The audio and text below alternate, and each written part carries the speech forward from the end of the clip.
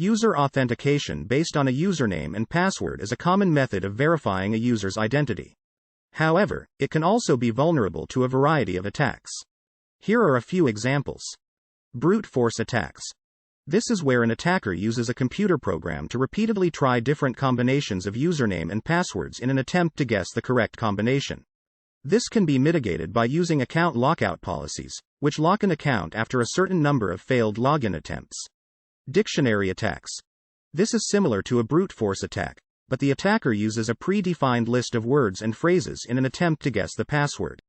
This can be mitigated by using complex password policies, which require users to create passwords that are a certain length and include a mix of letters, numbers, and special characters. Phishing attacks.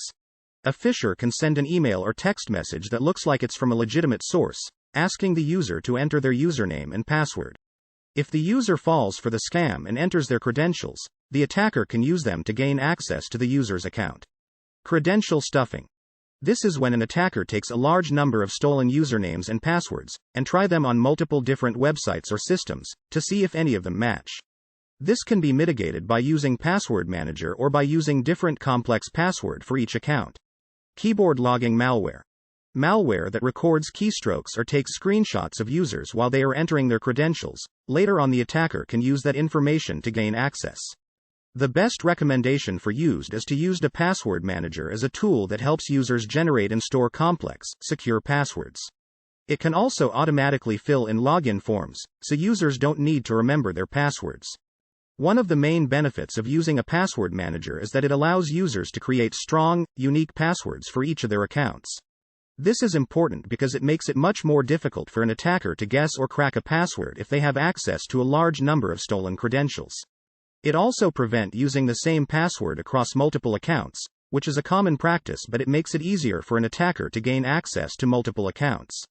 Many password managers also include additional features to further enhance the security of the stored passwords, such as encryption and 2FA to protect the password manager itself.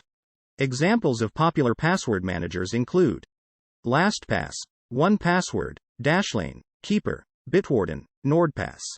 Most of these tools have a free version such as KeePass and a paid version. The paid version tends to have more features such as syncing across multiple devices and support for enterprise usage. Another way to ensure that an email or password is not compromised. A website like Have I Been Pwned? You can put an email address and will tell you if this email been compromised before. It's worth a try. It's important to note that while these scenarios demonstrate that username and password-based authentication is not foolproof, it is still considered to be more secure than using no authentication at all. To protect against these threats, it's important to educate users about the potential risks and provide them with guidelines on how to create and manage secure passwords, as well as how to identify and respond to suspicious emails and texts. Additionally, regular security audits, monitoring and updating the software, implementing intrusion detection systems, will decrease the likelihood of a successful attack on the system.